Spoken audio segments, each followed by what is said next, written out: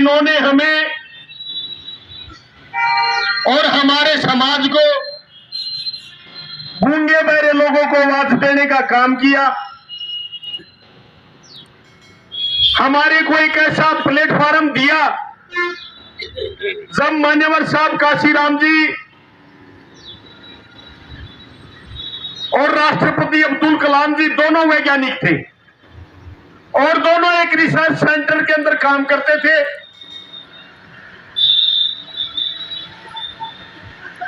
मान्यवर साहब काशीराम जी हथौड़ा बनाते थे और राष्ट्रपति अब्दुल कलाम जी मिसाइल तैयार करते थे।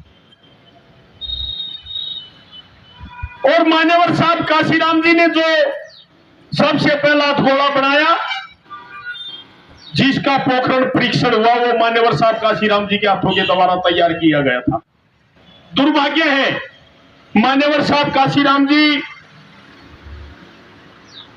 एक दलित समाज में पैदा हुए जो मनवादी लोगों की विचारधारा है। अगर वो सवर्ण समाज में पैदा होते तो विश्व के वैज्ञानिकों में सबसे पहले ऊपर नाम मान्यवर साहब काशीराम जी का होता। मान्यवर साहब काशीराम जी मेरे से पूर्व वक्ताओं ने उनके जीवन पर काफी भिन्न भिन्न पहलुओं पर प्रकाश डाला। मैं ज्यादा बातें न रखते हुए मैं मान्यवर साहब काशीराम जी ने उनका रिश्ता भी तय हो चुका था। पंजाब के मुलाराम एमएलए थे, उनकी पुत्री के साथ उनका रिश्ता भी तय हो चुका था। लेकिन उन्होंने एक प्रण लिया और प्रण कब लिया? मान्यवर साहब काशीराम जी एक गाड़ी के अंदर शाम का समय था, जा रहे थे, सरकारी व्यवस्था थी। उन्होंने देखा कि कहीं हाथ पर दिया ले हमारी मातृशक्ति महिलाएं घूम रही है। तो उन्होंने ड्राइवर को पूछा कि आज कौन सा त्योहार, आज कौन सा उपलक्ष्य है जिसे हमारी ये महिलाएं मातृशक्ति हाथ पर दिया लेके घूम रही है। ड्राइवर ने पता था, उसने कहा मान्यवर जी ये ऐसी कोई बात नहीं है। उन्होंने उनको इग्नोर कर दिया इस बात को बताने में। तो दोबारा आगे फिर चले, आगे फिर ऐसा इधर से नजर आया। मान्यवर साहब काशीराम जी ने गाड़ी रुकवा ली और गाड़ी रुकवाकर मान्यवर साहब काशीराम जी खुद उतरकर उस मातृशक्ति के पास गए। उन्होंने कहा बहन जी आज कौन सा त्योहार है कि आप हाथ में दिया लेके आप घूम रहे हैं? मान्यवर साहब काशीराम जी को उस मातृशक्ति ने, उन बहन जी ने बताया कि आज कोई त्योहार नहीं है, हम गरीब समाज से, दलित समाज से संबंध रखती है। हम ये हाथ में दिया लेके अपने चेहरे की नुमाइश करते हैं। कोई हमारे को 2 पैसे देता है, कोई हमारे को 5 पैसे देता है और हमारा शारीरिक शोषण करता है और उस पैसे से हमारे घर का दिया, वो घर का चूल्हा जलता है जिससे हमारे बच्चों का पेट भरा जाता है। तो मान्यवर साहब काशीराम जी का रोंगटा खड़ा हो गया। उन्होंने कहा कि इससे निजात दिलाने के लिए मैं पूरा जीवन समाज के लिए काम करूंगा। उन्होंने उन्हें गाड़ी और ड्राइवर को छोड़ दिया, जाओ भाई अपने, अब मैं आज से समाज के लिए काम करूंगा। और उन्होंने घर पे 25 पन्नों का लेटर लिखा और उसमें कहा कि आज से मेरा घर से कोई रिश्ता नहीं रहेगा, रिश्तेदार से कोई रिश्ता नहीं रहेगा, मेरा समाज ही रिश्तेदार है, मेरा समाज ही घर है, उसमें मैं काम करूंगा और मैं आजीवन शादी नहीं करवाऊंगा, मेरा कोई बैंक बैलेंस नहीं होगा। और ये हुआ भी। मान्यवर साहब काशीराम जी जब यहाँ हमारे बीच से गए तो उस दौरान उनका कोई बैंक बैलेंस नहीं था। उन्होंने पूरा जीवन साइकिल पे जम्मू कश्मीर से लेके कन्याकुमारी तक साइकिल पर चलकर यात्रा की और समाज को जगाने का, चेताने का काम किया। मान्यवर साहब काशीराम जी ने जो रिसर्च किया उसमें कहा भाई हमारे समाज के जो लोग हैं उनको वो आर्थिक तरीके से कमजोर होते जा रहे हैं, समाज में उनका कोई सम्मान नहीं है, समाज में पिछड़ते जा रहे हैं, राजनीति में उनकी कोई हिस्सेदारी नहीं है। जब मान्यवर साहब काशीराम जी ने यह देखा अगर भाई अब हमारे समाज की अनदेखी मैं बर्दाश्त नहीं कर पाऊंगा, तो उन्होंने पहले बम सेट को तैयार किया, फिर DS4 बनाया। DS4 के बाद 14 अप्रैल 1984 को एक बहुजन मान्यवर बाबा साहब डॉक्टर भीमराव अंबेडकर के जन्मोत्सव पर पार्टी का गठन किया। और वो पार्टी का गठन करने के बाद मान्यवर साहब काशीराम जी और बहन जी, मैं बहन जी से एक बार मिलने के लिए मेरा रूटीन में संपर्क रहा, जाते रहे, तो बहन जी ने कहा भाई आपका समाज तो सिरसा के अंदर और अरिसार के अंदर बहुत ज्यादा है। तो बहन जी ने काम किया, इसलिए बहन जी को पता है कि भाई समाज कौन सा समाज कहां ज्यादा है। बहन जी ने ग्रास रूट पे ग्राउंड पे काम किया है और ग्राउंड पे काम करके बहन जी आज आयरन लेडी का खिताब वैसे नहीं मिलता। अब आजीवन शादी नहीं की, त्याग तपस्या की, वो भी अपना जीवन सुख सारी सुविधाएं आराम से ले सकती थी, अपने घर परिवार को चला सकती थी, लेकिन उस जिंदा देवी ने इस समाज के लिए लड़ाई लड़ी। और वो लड़ाई मान्यवर साहब काशीराम जी ने, मेरे से पूरा वक्ता साथी ने भी बताया। अब मैं बहन जी को घर जाके मान्यवर साहब काशीराम जी लेके आई थी, भाई मैं IAS की तैयारी कर रही हूं। मान्यवर साहब काशीराम जी ने कहा कि मैं ऐसी जगह आपको ले जाना चाहता हूं जिससे आपके आगे पीछे हजारों IAS घूमते फिरेंगे। और वो हुआ जब 3 जून 1995 को सबसे पहले उत्तर प्रदेश के अंदर बहन जी की मुख्यमंत्री की ताजपोशी हुई।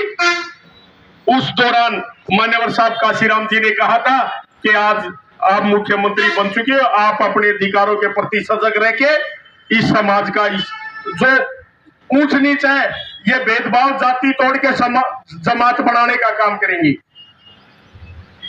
और जो पहले मान्यवर साहब काशीराम जी ने नारा दिया था, जो जमीन सरकारी है वो जमीन हमारी है, वहां उत्तर प्रदेश के अंदर सरकार बनते ही 3-3 एकड़ के पट्टे काट कर हमारे 22 लाख परिवारों को देने का काम किया। और इतनी नौकरियां पहले 5 साल के अंदर, उस दौरान के अंदर भी 25 लाख नौजवानों को रोजगार दिया था। कोई 10वीं पास, हमारा बैकलॉग भर लिया था, यहाँ बैकलॉग खाली पड़ा। आप भी कितना पीछे जाके देखो, आज तक बैकलॉग में हमारा बढ़ता ही जा रहा है, कोई नहीं बढ़ता। जब तक आप लोग अपनी सरकार नहीं बनाएंगे और अपने इस विचारधारा का व्यक्ति, जहां आपकी वकालत होती है विधानसभा में, लोकसभा के अंदर, जो आपका वकील वकालत करे, चर्चा करे और उस पर अपनी बात को मनवाए, जब तक ऐसा आप लोग नहीं करेंगे, अपनी वोट का सदुपयोग करके, मान्यवर साहब काशीराम जी ने नारा भी दिया था, वोट हमारी ज्यादा है और राज ये लोग कर रहे हैं, वोट हमारी, राज तुम्हारा, नहीं चलेगा, नहीं चलेगा, ये नारा भी दिया था मान्यवर साहब काशीराम जी ने। लेकिन उनके बताए रास्ते पर अगर सही मायने में आप मान्यवर साहब काशीराम जी को ये मानते हो हमारे परदादा दादा, हम उनके वंशज हैं, अगर आप अपनी रगों में मान्यवर साहब बाबा साहब, हमारे महापुरुषों का खून दौड़ता है हमारे रगों में, तो आप लोगों को इस विचारधारा के लिए गली मोहल्ले के अंदर जाके प्रत्येक व्यक्ति तक इस बात को समझाने का काम करना चाहिए और इस विचार पर काम करना चाहिए, इस विचार को आगे बढ़ाना चाहिए। मैं सम्मानित साथियों, समय ज्यादा न लेते हुए मैं आप लोगों से एक प्रार्थना करना चाहता हूं कि आप लोग चर्चा करते हैं कि भाई नेता जाते आते, मान्यवर साहब काशीराम जी ने कहा था कि ट्रेन जींद से दिल्ली के लिए बनती है, उसमें सवारी उतरती भी है और चढ़ती भी है। आप लोग नेता से नहीं, आप लोग बीएसपी का जो झंडा है, मान्यवर साहब काशीराम जी ने कहा था बीएसपी की क्या पहचान, नीला झंडा हाथी निशान। आप हाथी के निशान को देखिए। उत्तर प्रदेश के अंदर एक चुनाव था, बहन जी ने टिकट दे दी और टिकट लेने के बाद वो जो विधायक की जिसको टिकट दी, वो विधायक समाजवादी पार्टी की स्टेज पर चला गया मुलायम के साथ। तो उस इलाके के लोग, उस विधानसभा के लोग बहन जी के पास गए, तो बहन जी को कहने लगे कि बहन जी वो तो मुलायम की स्टेज पर चला गया। तो बहन जी ने कहा कि आप लोगों को हाथी का निशान तो नजर आता है, हाथी का निशान तो नहीं गया, आप लोग हाथी के निशान पर वोट डालिए, मैं आप लोगों को मंत्री दूंगी। तो हाथी का निशान पर लोगों ने वोट डाला, वो विधायक बना। वो विधायक बनने के बाद जब मेजोरिटी से सरकार आई थी बहुजन समाज पार्टी की, तो बहन जी ने उसका इस्तीफा लेके जो विधानसभा का अध्यक्ष था उसको चुनाव लड़ाया बगैर खर्चे पे, और वो विधायक बना, मंत्री बना। तो उस विधानसभा के सबसे ज्यादा काम हुए। तो आप लोगों ने निशान को देखना है, ना कि किसी व्यक्ति को देखना। यहाँ बहुजन समाज पार्टी ये मिशन मूवमेंट है। हमारे साथी कहते तो है मिशन मूवमेंट, मैं कैडरिस्ट हूँ। कैडरिस्ट का तो भाई आप लोग अगर सही अपने अंदर जाकर देखोगे ना, उसकी परिभाषा देखो क्या होती है। मिशन मूवमेंट क्या है? हमारे दादा परदादा, हमारे बुजुर्गों ने, हमारे महापुरुषों ने, ज्योतिबा फूले, साहू छत्रपति साहू जी महाराज, गाडगे जी, नारायण गुरु, बाबा साहब, जिन्होंने हमारे लिए समय समय पर हमारे हक अधिकारों की लड़ाई लड़ी। तो मैं आप लोगों से ये बताना चाहता हूं कि मान्यवर साहब काशीराम जी से पहले बाबा साहब को कौन जानता था? कोई नहीं जानता था। मान्यवर साहब काशीराम जी ने बाबा साहब को जनाया, ज्योतिबा फूले को जनाया, गाडगे जी महाराज, नारायण गुरु, हमारे महापुरुषों के बारे में मान्यवर साहब काशीराम जी ने बताने का काम किया। अगर मान्यवर साहब काशीराम जी नहीं होते तो ये मंच भी नहीं होता, हम भी नहीं होते, शायद बहुजन समाज पार्टी का नाम भी नहीं होता। क्योंकि मान्यवर साहब काशीराम जी वो व्यवस्था परिवर्तन देके गए, हमारे लोगों को वो मंच देके गए।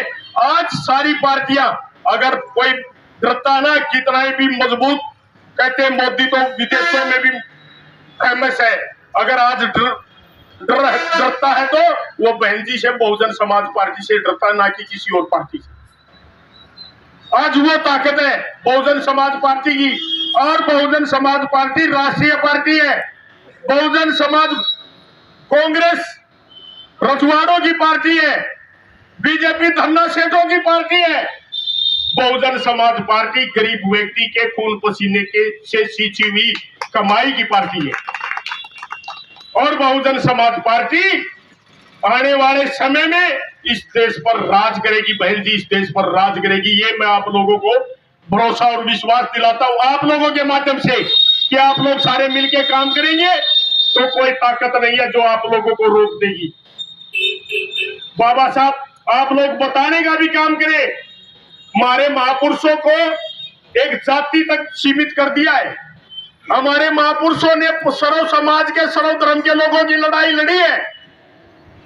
बहुजन समाज पार्टी पार्टी का नाम नहीं है, एक आंदोलन का नाम है, क्रांति का नाम है। दबे कुचले शोषित पीड़ित जिनके हक अधिकार दफनाए जाते हैं उनको हक अधिकार दिलाने का नाम बहुजन समाज पार्टी है। साथियों आप लोगों से मेरी प्रार्थना है कि आप लोग जब भी फील्ड में जाए, गांव में जाए, कहीं मोहल्ले में जाए, तो आप लोग अपनी बात पूरे कॉन्फिडेंस के साथ रखने का काम करें। बाबा साहब ने वोट का अधिकार बाबा साहब ने दिया, वो सर्व समाज को दिया, किसी एक वर्ग को नहीं दिया। आज जब स्वर्गीय इंदिरा गांधी इस देश की प्रधानमंत्री बनी तो सबसे पहले बाबा साहब की प्रतिमा के सामने नतमस्तक होकर, माथा टेककर ये कहा था कि अगर बाबा साहब आप लोग हिंदू कोड बिल लेके नहीं आते तो मैं इस देश की प्रधानमंत्री नहीं बनती। महिलाओं को घर से बाहर निकलने की आजादी हिंदू कोड बिल लेके आए बाबा साहब। तो ये बताने का है भाई वो सर्व समाज के लिए, सर्व धर्म के लिए था, वो किसी हमारे दलित के लिए नहीं था, किसी एक वर्ग के लिए नहीं था। महापुरुष होते सर्व समाज के उत्थान के लिए पैदा होते हैं। उन्होंने अपनी लड़ाई लड़ी, एक समता मुल्क समाज बनाने की लड़ाई लड़ी। प्रत्येक इंसान को इंसान समझा जाए, उनकी विचारधारा बहुजन समाज पार्टी की ये विचारधारा है। इस विचारधारा के साथ जुड़कर इस बहुजन समाज पार्टी के संगठन को मजबूत करने का काम करें। अभी जो चला हुआ है बहन जी के जो आदेश है, भाई चलो गांव की ओर, हमें बूथ को मजबूत करने का काम करना है। हमारे सम्मानित साथी ने मेरे से पूरा बताया भी आप लोगों को कैसे कैसे सेक्टर और कैसे बूथ तैयार करना है। तो आप लोग उसमें जुट जाए और बहुजन समाज पार्टी की विचारधारा को मजबूत करने का काम करें। तो मेरी आपसे प्रार्थना है कि आप लोग दिन रात मेहनत करके, जो मान्यवर साहब काशीराम जी, जो हमारे महापुरुषों ने सपना संजोया था, उस सपने को साकार करने के लिए आप लोगों को दिन रात मेहनत करनी पड़ेगी। ये मीडिया आपको नहीं दिखाएगा,